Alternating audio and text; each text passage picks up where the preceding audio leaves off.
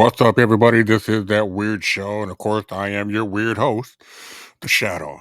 And tonight, before I get into the topic, I do want to, let everybody know if I seem a little off. I am still getting over the whole COVID infection thing. I'm over the actual infection itself, but now I'm at that point to where my body is still a little out of it. I'm still kind of not quite all there yet, but I am making progress.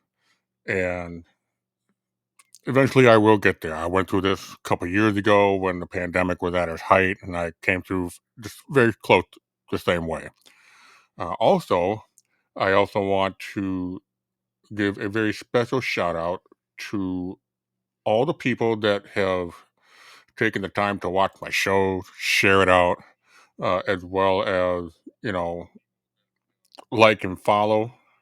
Um, Not just on Facebook, but on YouTube, Parapost, and Rumble, and X, and Truth. And I just got done getting everything set up so that that weird show is back on Spotify. So I got the new link down in the description below. So if you can, head over there to all of my links and like, share, follow, subscribe, all that good stuff. And also, as is per customary for what I do with all my shows, this show is streaming on Parapost Network Central. If you don't know what Parapost is, it is a podcast page that you can find on Facebook. They've got all kinds of shows, not just about the paranormal, but also about TV, music, movie, as well as spiritual matters, such as my other podcast, Rebel Faith. And if you have a show of your own, they will be more than happy to get your show on this platform. So reach out to them and they will get back to you and help you get your show going on Parapost. Um, and of course, I can't forget Street Noise Design. This is my graphic design venture on the side that I do. I do logo design, brand design, video element, whatever you need, social media ad, I got you covered. So find me on Facebook, message me there, and I'll be more than happy to work with you to help you get your brand out there and looking good. Also, I do have a show coming up tomorrow night. It's kind of an impromptu show, but this show I felt was very important because ever since the Blue Origin launch of the Leotard Squad or the Prom Crew, the media buzz about it has just driven me up the wall. I can't stand it. And so I am going to be doing a very special episode, Astronauts, where I talk about how these women are not astronauts, and I talk about the real women throughout history who have broken this barrier, this glass ceiling long ago.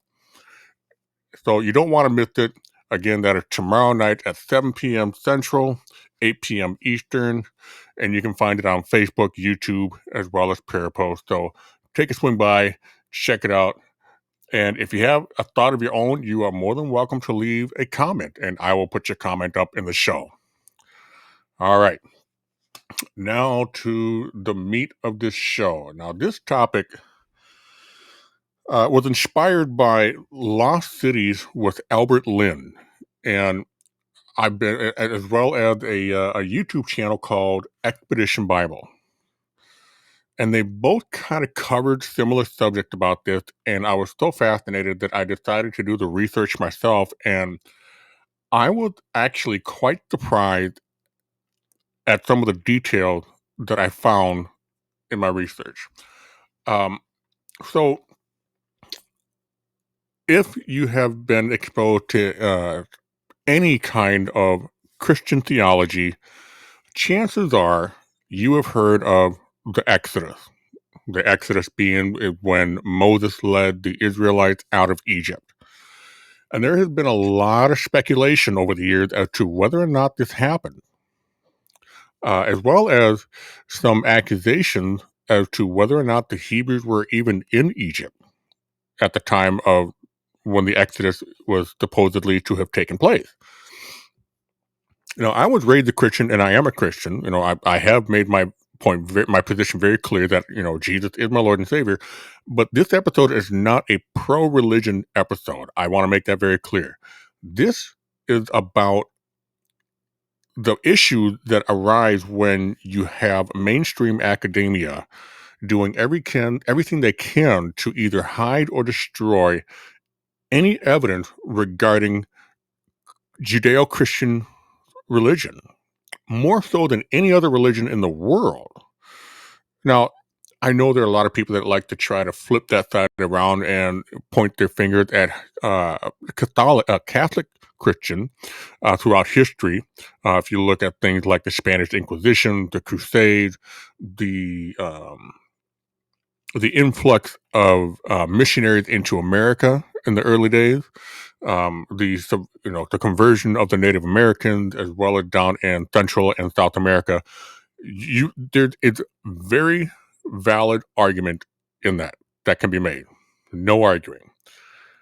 But when it comes to science, when it comes to academia, when it comes to history and real intellectual aspect in society, no religion has been singled out more than the Judeo-Christian faith.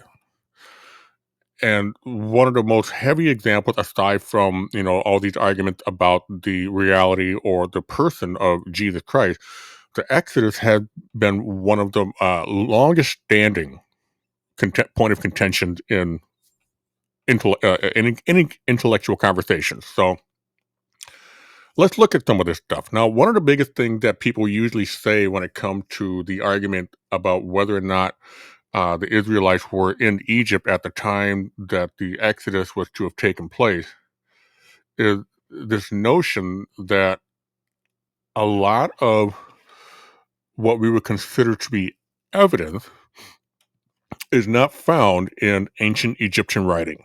At least that's what we've been told. And of course, the biggest mistake that I hear with that is I hear a lot of people say, well, you're not going to find the word Israelite in any of the ancient Egyptian text. Well, of course not. And the reason for that is the Hebrew didn't call themselves Israelites until after the Exodus, until they had actually entered into the land of Israel. So what did they call themselves before, besides Hebrew? And the word Hebrew is actually believed to be derived from the word Ivri, or Ivri. And if you actually look in some of the other Hebrew or Egyptian text, you find that they did have a word that was very close to it, Habiru, Habiru. This was another name that they had for what some believe to be Hebrew. Of course, there's not enough evidence to support that necessarily. But what I did find interesting is the fact that there is a people that is mentioned multiple times in ancient Egyptian text, and that is Shasu. Shasu is found in multiple places around ancient Egypt in their hieroglyphs. And Shasu is the Egyptian word for people of the desert. A more recognizable term today would be nomad, which is true because what the word Hebrew being derived from Ivri, which means he who crossed the river, which would be Abraham, because if you actually go back into biblical text, you find that Abraham split with another member of his family, and his family moved toward the side of the Jordan River or the Euphrates. That would be into what most people would consider parts of northern Africa and Israel and all that, places like that. So they really were nomad because they didn't have an established land with boundaries or borders. So when Egyptians came across them, they were just a band of people that just wandered the desert. Then you also get into the story of Joseph, who was sold into slavery by his brothers, and he would later become one of the princes of Egypt. And this is how the Hebrews have their connection with ancient Egypt. But what's also interesting is the fact that when you actually get into the book of Exodus, when you actually read the story about how Moses would repeatedly, after he came back to Egypt from exiling himself in an attempt to hide from a murder that he had committed, one of the things that we see is the plague. And one of the plagues it was the plague of boiled with a skin lesion. And I'm going to pause this right here. Most historians agree that the book of Exodus took place during the reign of Amenhotep. And and I'm going to talk more about this because I actually have a photo that I'll pull up later on and show how this is connected. But when they discovered the tomb of Amenhotep, they found that he had a son who was buried before him.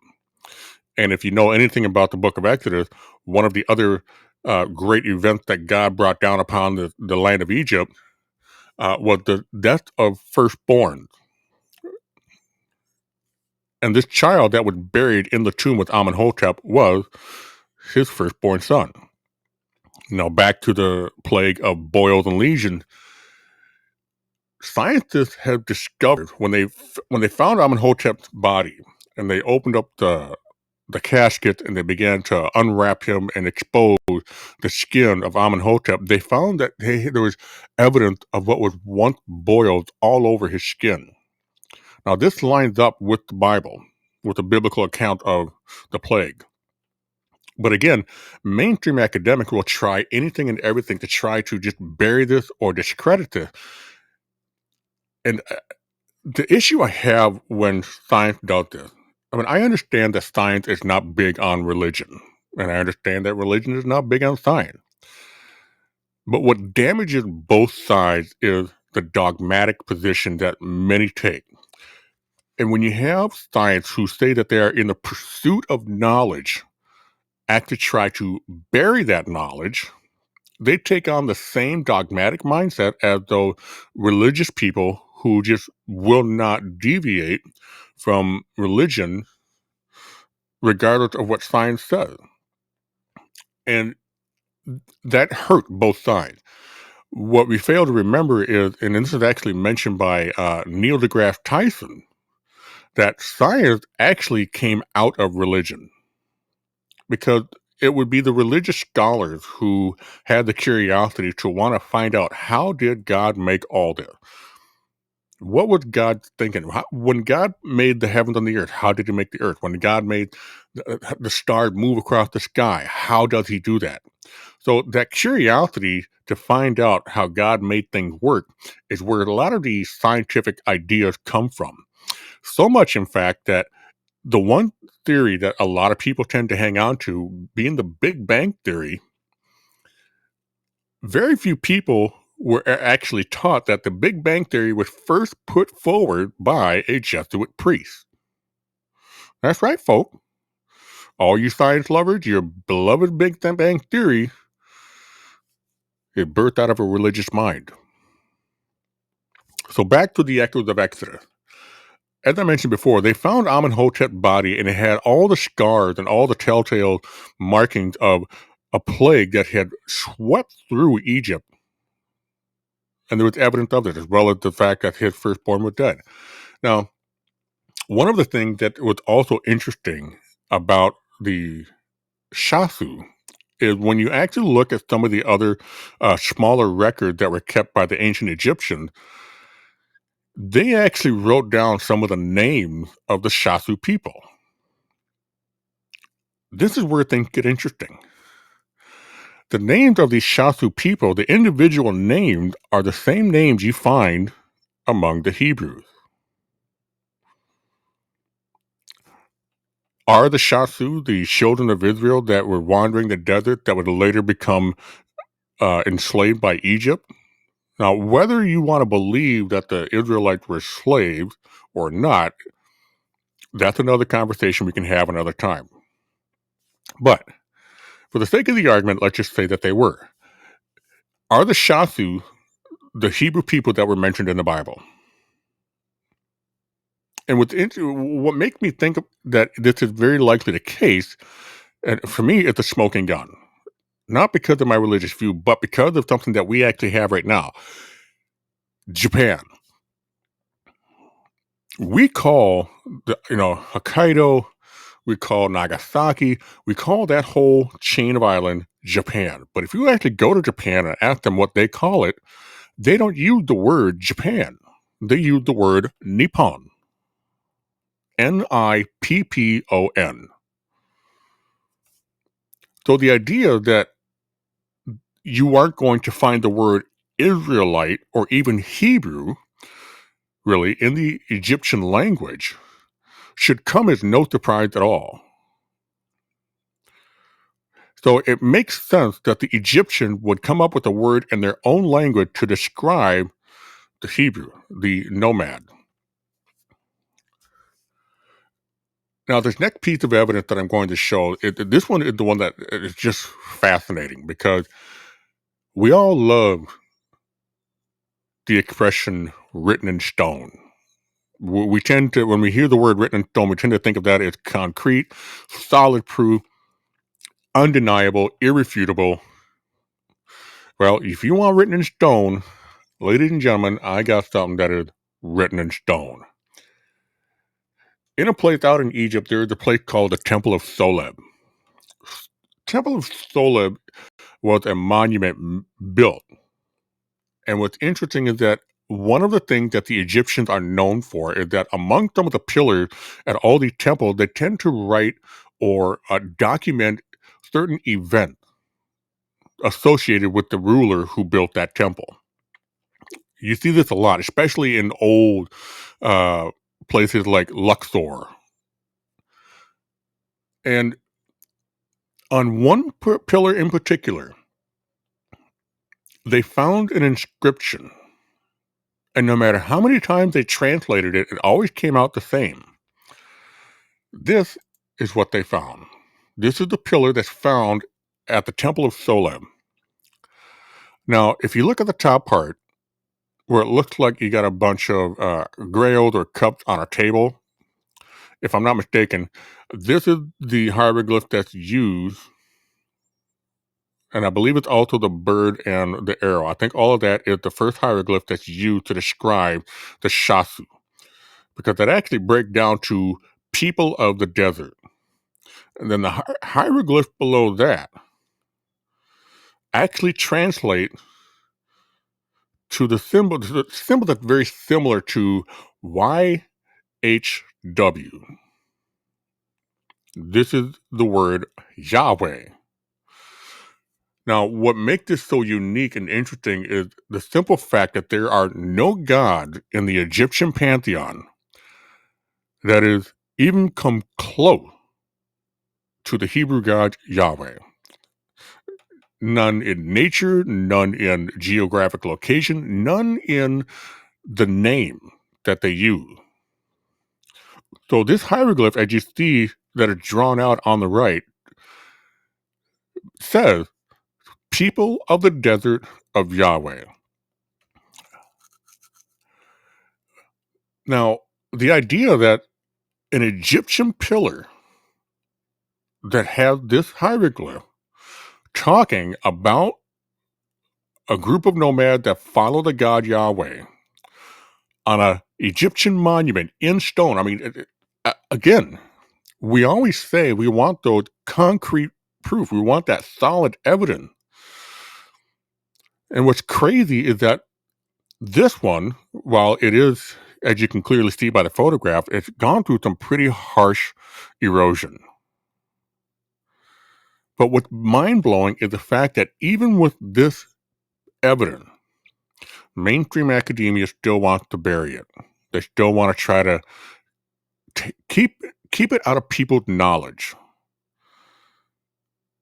Now, the reason why I have such an issue with that is because, like I mentioned earlier, anytime you have an organization or a group of people that say that they are in the pursuit of knowledge, try to bury the information, that tells me that I can't trust you. And I have the same issue with religious people. Anytime I have religious people that try to hide things within, scriptural text, I can't trust them either. So whenever you have hiding or distortion or manipulation of information and evidence, this is extremely problematic, and it's no different here. Like I said, I am not trying to use this as a case to prove the existence of God, to validate the Bible. I am simply trying to say, if you are going to claim to be in pursuit of knowledge, you have to at least be willing to acknowledge what's in front of you, whether it lines up with your personal beliefs or not. Knowledge is not something that is to be hidden. It is not something that is to be destroyed. It is not something that is to be manipulated to fit a personal narrative. And that's what's happened with a lot of these historical events that's in the Bible. And that's why you see a lot of these articles popping up over the last 20 years. More and more people are taking an independent stand when it comes to mainstream academic, and they're finding all these evidence. They're starting to say, hey, instead of trying to discredit the Bible, we should just at least admit its authenticity. We should at least admit that some of the events that took place in the Bible did happen as they were written. Now, why they would want to, crush that? It's all kinds of reasons, really. I mean, you could say that there are reasons for, you know, denying religion for the sake that because if to confirm anything that has to do with the religion, specifically Judeo-Christian faith, would be to acknowledge that there is a moral compass to go by. And a lot of people have a problem with that. And I understand that why that clashes with most intellectual mind, because we try to build everything we know around something that we can understand. That's just how we are. Also, any kind of validation of the Bible would also challenge some of the conventional narrative when it comes to who should be in that land, who had certain rights to it, who was there first, who wasn't. And this is where you start to see a lot of blurring in the line when it comes to academic history, when it comes to archaeology. If you look at how Islam treats some of the ancient Mesopotamian sites during the Middle Eastern conflict, I mean, there are tons of videos recorded by Muslims themselves of emptying out entire machine gun clips into statues and walls, detonating complex and building. And this is a tragedy. Regardless of what you feel about the Bible, regardless of what you feel about religion in general, anytime you have people that are out to destroy historical sites, you negate both science and religion. So again, with all this evidence that's slowly starting to come out, where do you stand with all this? I mean, how can you sit there and say that you are about knowledge, but you only handpick certain knowledge that fits your feeling? I mean, I could sit here and say that, aligning with what most people would say in Christian theology, that evolution isn't real, but there's evidence. Now, whether or not, man came from ape, there's certainly a lot of arguments and a lot of flexibility, because one argument I actually heard, and this one actually kind of got me a little irritated, just because it was such a blind shot. And had somebody say, there's only 1% difference between humans and chimpanzees, which is true.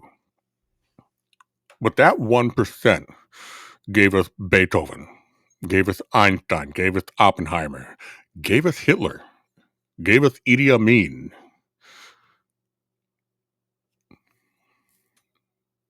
You beat the prize what 1% variation in genetic can change. You don't have to believe the Bible from a spiritual perspective. but at least have the intellectual wherewithal to acknowledge that there's more to it than just spirituality. Because whether you like it or not, that history is connected to all of us. It is a part of human history. It is a part of our memory and our knowledge.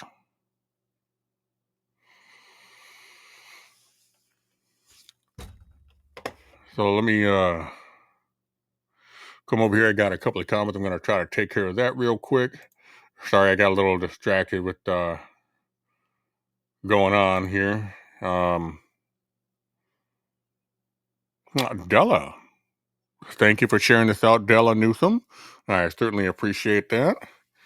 And yeah, please continue to do so. And if you haven't, Miss Newsom, I would appreciate it if you would go back to um, my last show, which I believe was last night, and I talked about Carney Chronicle, because I made a mention in the very beginning that I think you would, that I hope you would appreciate.